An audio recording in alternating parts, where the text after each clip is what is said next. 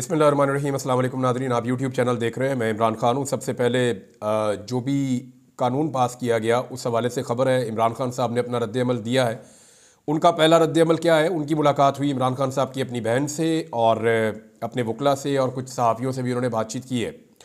इस पर बाद में आ जाते हैं, लेकिन आज की जो सबसे बड़ी डेवलपमेंट है और जो सबसे अहम डेवलपमेंट है उस पर हम बात करते हैं। सुप्रीम कोर्ट ऑफ पाकिस्तान में आइनी बेंच तश्कील दे दिया गया है। यानी जिसके बारे में कहा जा रहा था कि एक बेंच बनाया जाएगा, वो बेंच बना दिया गया है। और जैसे कि पूरे पाकिस्तान को खदशा था कि हुकूमत के पसंदीदा जज जो हैं, जिन्हें वो पहले ये चाह रही थी कि वो चीफ जस्टिस ऑफ पाकिस्तान बने, लेकिन वो नहीं बना पाए, तो उन्हें आइनी बेंच का सरबराह बना दिया गया है। और वो हैं जनाब जस्टिस अमीनुद्दीन खान साहब। जस्टिस अमीनुद्दीन खान साहब को आइनी बेंच का सरबराह बना दिया गया है और 7 दीगर मुअज़्ज़िज़ जज साहिबान इसका हिस्सा है। अगर आप इस आइनी बेंच को देखें तो एक तो इसको देख लें कि इसका फैसला कैसे हुआ। इसका जो फैसला हुआ है वो 12 टोटल वहाँ पे वोट थे और 5 के मुकाबले में 7 वोटों से इसका फैसला हुआ है। और किस तरीके से हुआ थोड़ा सा मैं आपको बता देता हूँ। ज़राए ने इस बात की तस्दीक कर दी है कि जुडिशल कमीशन ने सुप्रीम कोर्ट के जस्टिस अमीनुद्दीन खान का नाम बतौर सरबराह आइनी बेंच मंजूर कर लिया है।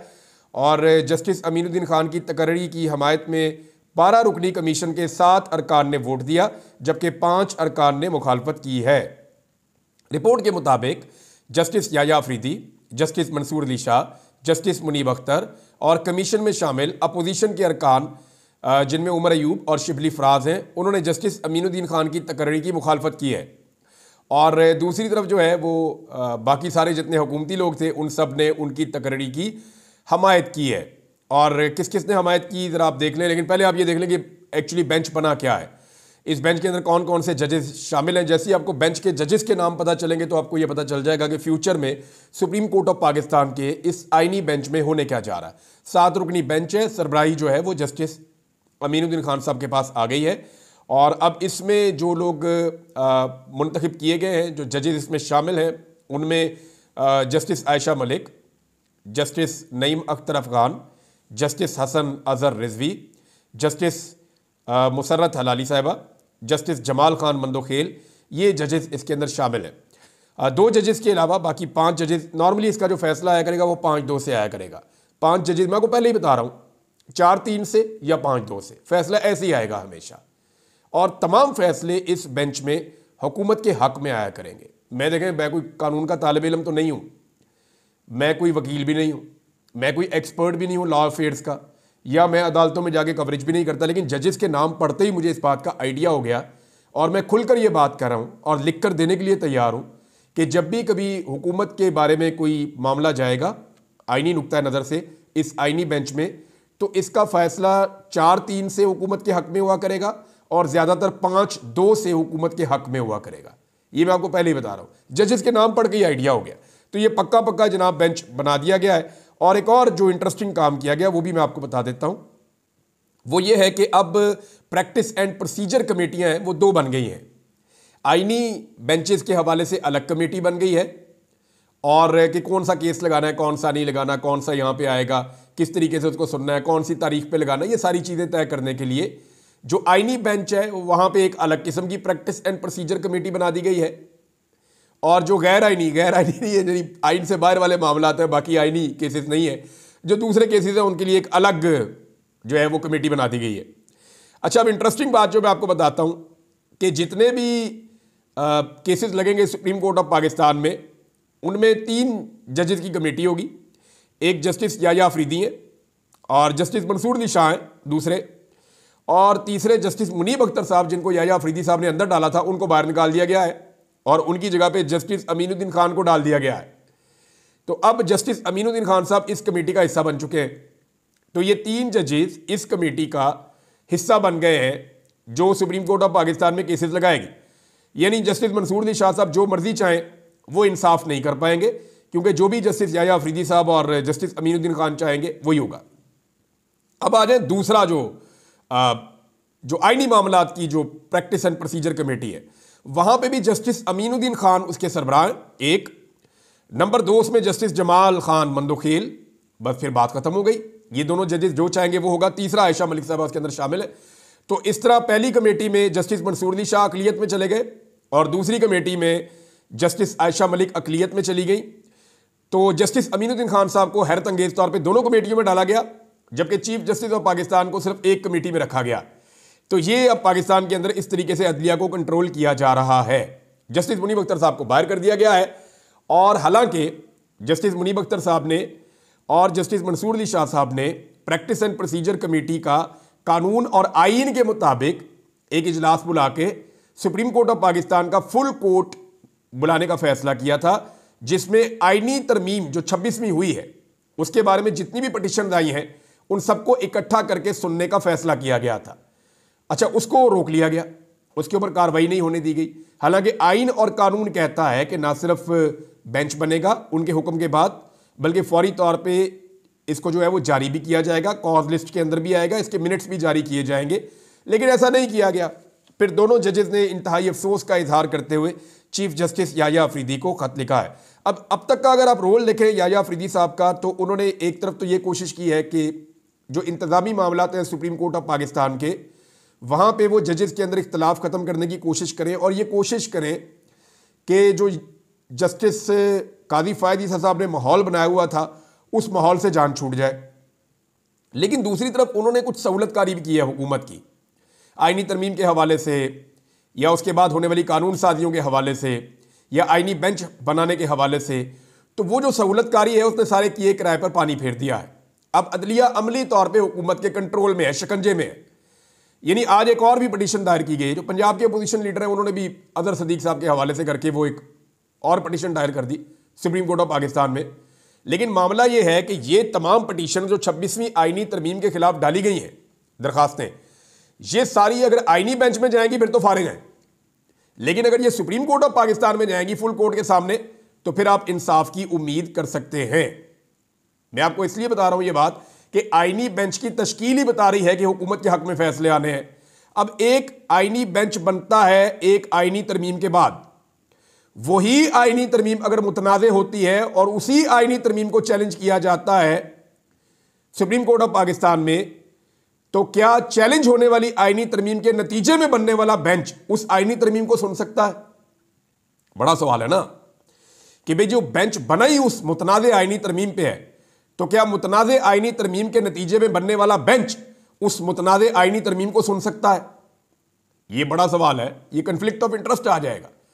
अब अगर आईनी तरमीम को चैलेंज किया वुकला ने और वो मामला आईनी बेंच के सामने चला गया, तो सबसे पहला नुक्ता वुकला ये रखेंगे उस बेंच के सामने कि जनाब आप तो बेनिफिशरी हैं साथ के साथ जजेस, हम तो कह रहे हैं तरमीम ही गलत हुई है और आप आए ही उस तरमीम के नतीजे में, आप तो आए ही उस तरमीम के नतीजे में, आपका तो वजूद ही गैर कानूनी और गलत है। तो जब एक वजूद गलत है तो आप कैसे अपने वजूद की वजह को इस जगह पे बैठ के सुन सकते हैं? ये मामला आने वाले दिनों में फंसेगा। लेकिन देखें, अभी तक तो हुकूमत जैसा चाहती है वैसा करती है चीज़ों को, और चीज़ों को उन्होंने बहुत ज़्यादा कंट्रोल किया हुआ है।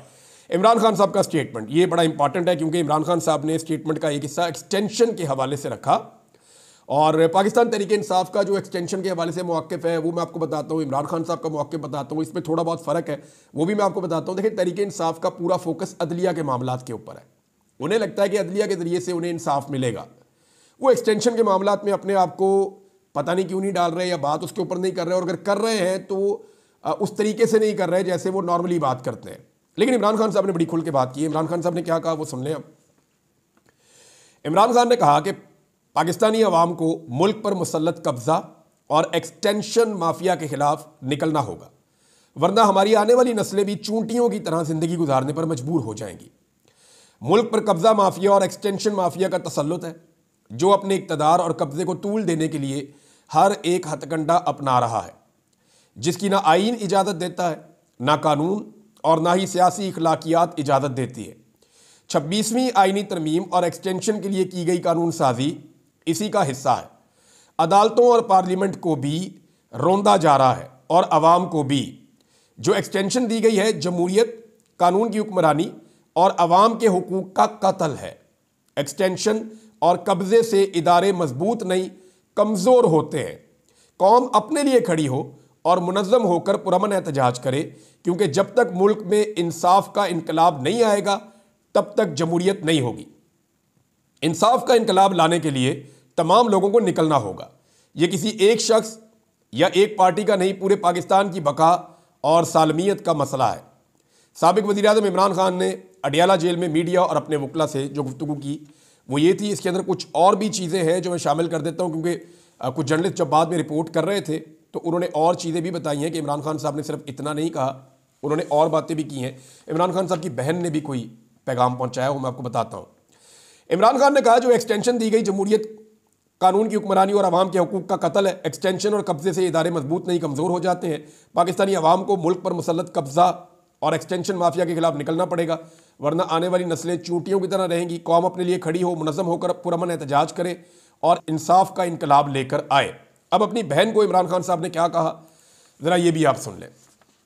जो इस खबर की हेडलाइन है वो ये कह रही है, और जो अलीमा खान साहबा ने बाहर आकर बताया, उन्होंने बताया कि ये मुझे सारी ज़िंदगी जेल में रखना चाहते हैं। मुझे ये तो कबूल है कि मैं जेल में रहूं सारी ज़िंदगी, लेकिन कौम को फैसला करना होगा कि क्या उसे ये निज़ाम कबूल है। इंसाफ के लिए इनकलाब लाना होगा और सरों पर कफन बांधकर सड़कों पर निकलना होगा। इमरान खान साहब की बहन ने इमरान खान साहब से मुलाकात के बाद कुछ और बातें बताई। उन्होंने कहा कि इमरान खान ने कल पार्लियामेंट में होने वाली कानून साजी पर कहा कि वो तो बहुत पहले से ये कह चुके थे कि गैंग ऑफ 3 एक्सटेंशन चाहता है। अलीमा खान के मुताबिक इमरान खान ने कहा कि अब जुल्म के निज़ाम को कानूनी हैसियत देकर जायज़ करार दे दिया गया है। 4 घंटों में बगैर बहस पार्लियामेंट से कानून मंजूर करवाए गए, जो एक आलमी रिकॉर्ड है। उन्होंने कहा कि बगैर बहस की गई कानून साजी जमहूरियत और कानून की हुक्मरानी को कब्जे में लेने के लिए है। उन्होंने साबित किया है कि इंसाफ के निज़ाम को कैसे दफन किया जाता है। अलीमा खान ने कहा कि इमरान खान कह रहे हैं कि आज आपको अच्छी तरह समझ आ गई होगी जो मैं 1.5 साल से कह रहा हूं कि आपसे आपकी आज़ादी छीनी जा रही है। उन्होंने कहा कि इमरान खान के मुताबिक सुप्रीम कोर्ट को कब्जे में लेने की कोशिश की जा रही है। अब आपने फैसला करना है कि इस जुल्म के निज़ाम को कबूल करना है या इसका मुकाबला करना है। इमरान खान का पैगाम है कि आइन पर पुरअमन एहतजाज का हक देता है, हमें आइन पुरअमन एहतजाज का हक देता है। अगर कौम अब भी बाहर ना निकली तो फिर मुस्तकबिल तारीख है। नौजवान धड़ाधड़ मुल्क छोड़कर जा रहे हैं और पासपोर्ट के दफातर में लाइनें लगी हुई हैं। ताहम 24 करोड़ लोग मुल्क छोड़कर नहीं जा सकते। ये मुल्क हमारा है और हमने यहीं पर रहना है। ये है जनाब इमरान खान साहब का स्टेटमेंट जो उन्होंने कहा। इस हवाले से रज़ा रब्बानी साहब ने, पाकिस्तान पीपल्स पार्टी से इनका ताल्लुक है। नॉर्मली पाकिस्तान पीपल्स पार्टी के फारूक एच नायक हो या रज़ा रब्बानी हो, ये इंसाफ की बात ज़रूर करते हैं लेकिन इंसाफ के साथ खड़े नहीं होते। देखिए, जब भी कभी इंसाफ में और पीपल्स पार्टी में कोई चीज़ चुननी पड़ी तो पाकिस्तान पीपल्स पार्टी के अंदर ये खूबी है कि पीपल्स पार्टी के साथ जुड़े हुए लोग ये ज़रूर कहते हैं कि जनाब इंसाफ ये है, लेकिन वो चुनते हमेशा पीपल्स पार्टी को है, क्योंकि जरदारी साहब कंप्रोमाइज़ करके गलत फैसले करते हैं और नाइंसाफ़ी के फैसले करते हैं। तो जो पीपल्स पार्टी के अंदर इंसाफ पसंद लोग हैं वो भी जरदारी साहब के फैसलों के साथ चले जाते हैं, लेकिन कम से कम अपनी बात ज़रूर करते हैं। अब जैसे बिलावल जरदारी ने एक नया खेल खेला है, ड्रामा है कि जी मैं नाराज़ हो गया हूँ, मैं नहीं बोलता मियाँ साहब। वजह यह है कि आपने कमेटी के अंदर हमें ठीक वाली नुमाइंदगी नहीं दी तो मैं जनाब अपने आप को बाहर निकाल रहा हूँ कमेटी में से। तो बिलावल नहीं होगा तो बिलावल का कोई बंदा होगा। भाई मैं आपको सीरियसली बताता हूँ, बिलावल जरदारी की और इसके ख़ानदान की कोई ज़रूरत नहीं है कि ये हुकूमत के साथ नाराज़ हो सके। हाँ, ये ज़रूर हो सकता है मुझे थोड़ा और दे दें, मुझे थोड़ा ये दे दें, मुझे थोड़ा वो दे दें। इनकी अब ये औकात ही नहीं रही। इन्हें इस बात का पता चल गया कि अगर पाकिस्तान तहरीके इंसाफ जैसी जमात को बेहतरीन मकबूलियत के बावजूद 80-90% की उनकी मकबूलियत थी, शानदार मकबूलियत और तारीखी मकबूलियत के बावजूद कुचला जा सकता है, तो हमारी तो औकात ही कोई नहीं है। इमरान खान के लिए तो लोग निकलते हैं, जेलों में चले जाते हैं, 10-20 हज़ार बंदा जेलों में गया, अभी भी बेशुमार लोग जेलों में पड़े हुए हैं। तो जरदारी के लिए तो मेरा 200 बंदा जेल में नहीं जाएगा। नवाज शरीफ के लिए तो नवाज शरीफ अपने मुंह से कहता है कि मेरे लिए 20 बंदे जेल जाने के लिए तैयार नहीं है। तो ये एक फ़र्क है। ये दोनों जमातें समझ गई है कि अब इनकी बका जो है वो एस्टेब्लिशमेंट के साथ जुड़ी है। जब तक ये एस्टेब्लिशमेंट की गोद में बैठे रहेंगे ये इक्तदार का हिस्सा रहेंगे, और जिस दिन ये एस्टेब्लिशमेंट की गोद से उतरेंगे इनसे इक्तदार छिन जाएगा। इनको इस बात का आइडिया हो गया है, आइंदा इनको सियासत ऐसे ही करनी पड़ेगी। पीपल्स पार्टी और PMLN अब आप समझ लें कोई जमहूरी पॉलिटिकल पार्टीज नहीं है, इन्हें जो मर्जी करवाया जाए। उमर अयूब ने कहा कि कल का इजलास डंडे के जोर पे हुआ है और सारे आकर यहाँ बैठे हुए थे, वजीर आजम भी हाजिर था, और आज जो है वो ये सारा खाली पड़ा हुआ है। तो डंडा देके इनको बुलाया गया था, ये उमर अयूब साहब ने कहा। अच्छा, PTI इसके बारे में क्या कहती है? PTI कहती है सर्विसेज चीफ की मुद्दत मुलाजमत में तोसी समेत दीगर अहम मामलात पर पार्लियामान से कानून साजी का मामला पाकिस्तान तहरीक इंसाफ की कानून साजी के हुकूमती अंदाज पर कड़ी तनकीद। हुकूमती तर्ज अमल को पूरी रियासती और इंतजामी ढांचे की तबाही और बर्बादी का जिम्मेदार करार दे दिया। मैंडेट चोरी की बुनियादों पर कायम कठपुतली सरकार पूरे रियासती निज़ाम और इंतजामी ढांचे की तबाही की राह पर गामजन है। तर्जुमान पाकिस्तान तहरीक इंसाफ, ये उन्होंने ये स्टेटमेंट दिया। फिर वो कह रहे हैं जी कि इंतखाबात हारे हुए अराकीन को पार्लियामेंट में भरकर ईवान को एस्टेब्लिशमेंट के इशारों पर नाचने वाली सर्कस में बदल दिया गया। ये कहा जी तर्जुमान पाकिस्तान तहरीक इंसाफ ने। आइन में स्याह तरीन तरामीम और नहायत मुबहम शख्सी अगराज और मकासद पर मबनी कानून साजी से पार्लिमान का पूरा इदारा जमीन बोस होकर रह गया है। तहरीक इंसाफ, मैंडेट चोर सरकार की जानिब से आज तक ऐवान से जोर जबरदस्ती या साजिश और चलाकी से मंजूर करवाया गया हर कानून काबिज अशराफिया के मफादात के तहफ़्फ़ुज़ के लिए है। तहरीक इंसाफ ने पार्लियामेंट के दोनों ऐवानों से कल मंजूर करवाए गए तीनों कानूनी मुसव्वतों को पूरी शिद्दत से नामंजूर और मुस्तरद कर दिया है। पाकिस्तान तहरीक इंसाफ, इस ताज़ा तरीन हुकूमती कानून साजी से अफवाज पाकिस्तान और निज़ाम अदल पर मनफी असरात के इम्कानात हैं, जिसका बराह रास्त असर रियासत और कौमी मफादात पर पड़ रहा है। तहरीक इंसाफ ने यह भी कहा, हसास मामलात पर बगैर बहस और तमहीज़ के कानून साजी के कल्चर ने माजी में भी नाकाबिल तलाफी नुकसान पहुंचाया और आइंदा भी इसका नुकसान होगा। तहरीक इंसाफ, मुल्क पर मुसल्लत कब्जा और एक्सटेंशन माफिया के कदम ना रोके गए तो पाक सरजमीन को 24 करोड़ पाकिस्तानियों के लिए आखिरी हदों तक तंग कर दिया जाएगा। यानी यह किया जा रहा है। बहरहाल ये पाकिस्तान तहरीक इंसाफ ने भी एक्सटेंशन माफिया का लफ्ज़ इस्तेमाल किया है और वो भी ये कह रहे हैं कि ये जो हुआ वो गलत हुआ, चाहे वो एक्सटेंशन के हवाले से है, चाहे वो प्रैक्टिस एंड प्रोसीजर कमेटी के हवाले से है, चाहे बाकी मामलात हैं। लेकिन सुप्रीम कोर्ट ऑफ पाकिस्तान के अंदर जो अजीबोगरीब चीज़ हो रही है वो ये हो रही है कि जस्टिस याह्या अफरीदी, जिनको पाकिस्तान पीपल्स पार्टी ने, मुस्लिम लीग नून ने और पाकिस्तान की अशराफिया ने या एस्टेब्लिशमेंट ने चुना था, ऐसा लगता है कि वो उसी ट्रैक पे जा रहे हैं जिस ट्रैक के लिए उनको मुंतखब किया गया था या लाया गया था। अब दोबारा से जो है वो सारी तवज्जो इस बात पे है कि अदलिया के अंदर से क्या रिएक्शन होता है, नंबर एक। नंबर दो, तवज्जो इस बात पे है कि वकला इसके ऊपर किस किस्म का रद्द-ए-अमल देते हैं। नंबर तीन, डिपेंड करता है कि अवाम अपने हक के लिए कब खड़ी होती है। अगर अवाम को लगता है कि उनका हक नहीं छिन रहा तो सुकून नाल बैठो, और अगर अवाम को लगता है कि इस सारे खेल के अंदर वो कहीं नहीं है या उनका मफाद कहीं नहीं है बल्कि उनके मफादात का कत्ल किया जा रहा है, तो अवाम अपना रद्द-ए-अमल दे सकती है। अभी मैं दोबारा जाते जाते एक बात कहूँगा, कई लोगों को ये बात बुरी लगती है। अवाम ने अपना फैसला बना चुकी थी, अपना ज़हन भी बना चुकी थी और 4 और 5 अक्टूबर को सूरत-ए-हाल किसी और तरफ जा रही थी। अगर पाकिस्तान तहरीक इंसाफ की लीडरशिप उस वक्त कंप्रोमाइज़ ना करती तो आज मुल्क में सिनेरियो कुछ और होता। कि मैं जिम्मेदारी के साथ कह रहा हूँ आपको। अब तक के लिए इतने, अपना ख्याल रखिएगा, अपने इस चैनल का भी। अल्लाह हाफ़िज़।